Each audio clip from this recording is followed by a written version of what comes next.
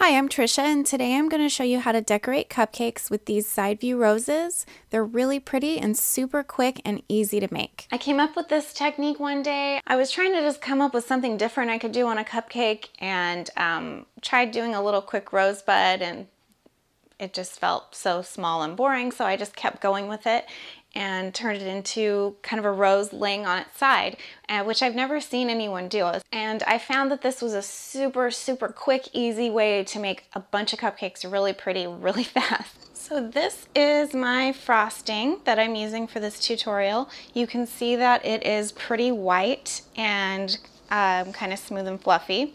If you're interested in seeing how I made this frosting, you can check out the description below for the recipe. You can also use any regular traditional buttercream for this. This will be fine. So I have two small bowls here. I put some frosting in each one and dyed them a light purple and a light green. The green is going to be for leaves, so if you want them to look like leaves, you probably want to go with some kind of green.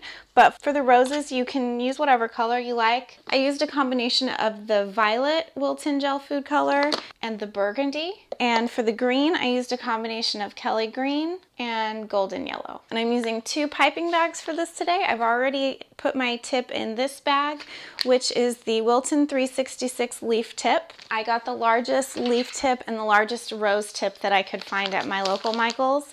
My rose tip is the Wilton 125. Just for comparison, this is a standard 104 rose tip, so you can see how much bigger this is.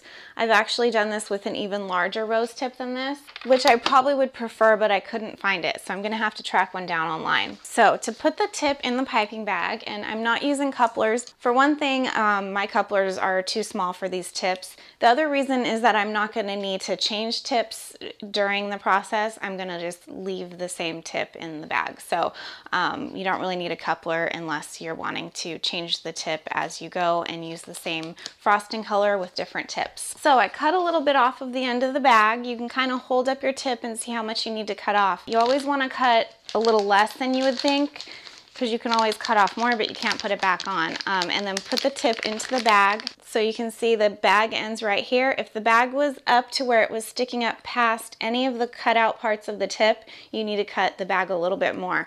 But you don't want to cut the bag to where it's lower towards the bottom of the tip, because then when you're squeezing, the bag will give too much and the tip can just pop out and frosting will squirt everywhere. It's happened to me a million times. Now, what I'm gonna do, because I just colored my frosting a very light color, especially the rose color, I'm going to add more color in the bag, and that gives really cool variation in the rose.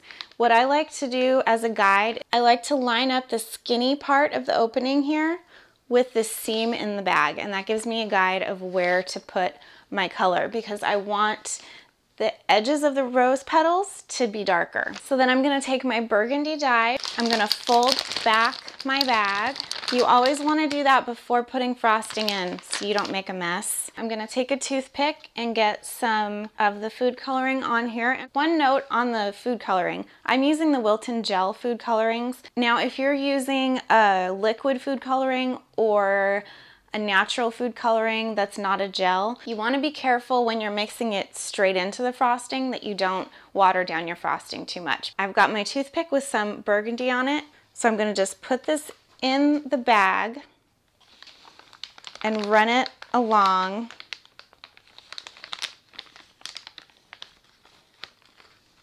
And I'm going to get a little bit more on there and just get a little bit more.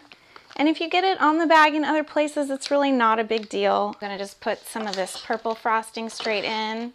Another thing I like to do is put in some of the colored frosting towards the side where the stripe is. And then I've got kind of some open space over here.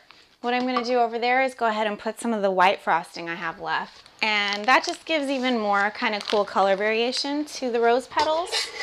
Then you want to kind of push the frosting down towards the bottom, which I just take my fingers like this and squeeze it down, and that gives you a nice clean bag to work with, ready to go. Now for the green, I'm also going to stripe my bag. I'm not going to worry as much about where I put the stripe because I don't really care where on the leaf it ends up. And for this, I'm gonna just kind of do a blob of green a blob of white, and I'm just gonna kind of alternate until I get enough in the bag. And I'm gonna be doing this on some paleo chocolate cupcakes, the same as I made in a previous video.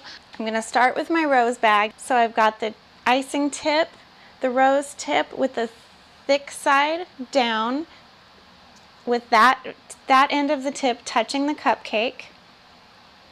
And the tip is at a bit of an angle to the cupcake, not quite vertical.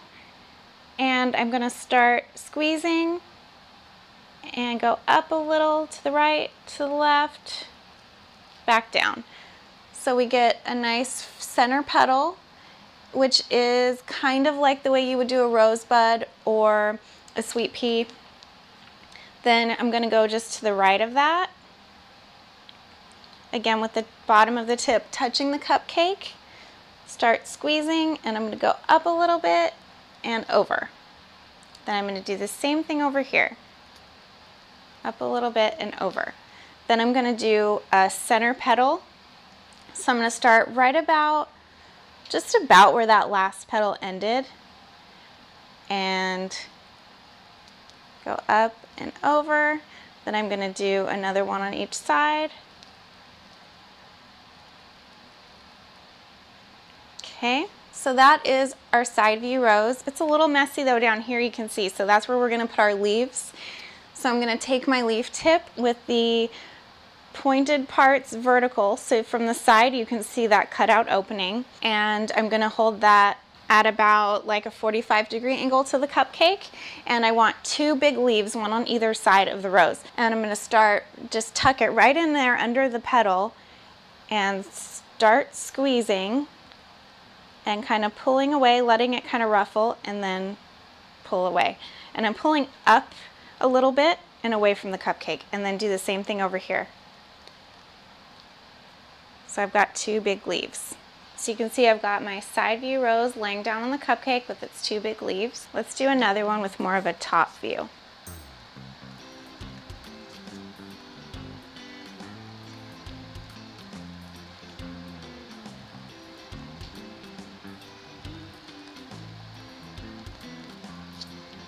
And now my green bag.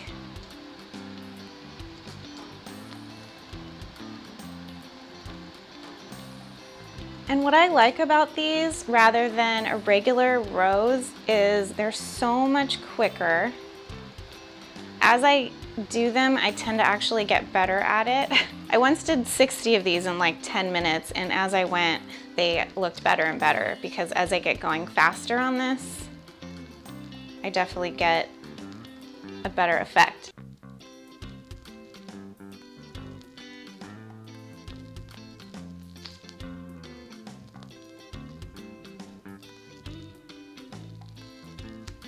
And you can see I'm not thinking too hard about what I'm doing here. I get going on these pretty quickly and kind of just let them come out of the bag as they want to come out of the bag. I let the petals ruffle a little bit. I really like when they all look a little bit different and you get a lot of variation in the color and the way the petals are.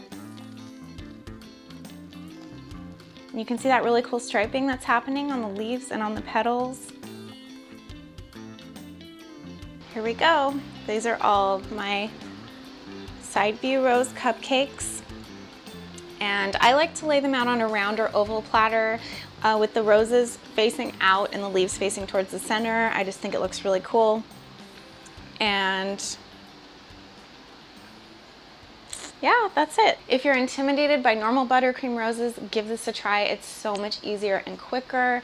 You don't have to worry about using the rose nail, transferring the rose over and hoping it doesn't get destroyed. You just do it straight on the cupcake, and you can bust these out really fast. So I hope you enjoyed this. If you'd like to see more videos like this, please subscribe. I have one other cake decorating tutorial I've done, and there will be more to come. And I also do a lot of cooking videos. So thanks so much for watching, and I'll see you next time. Bye.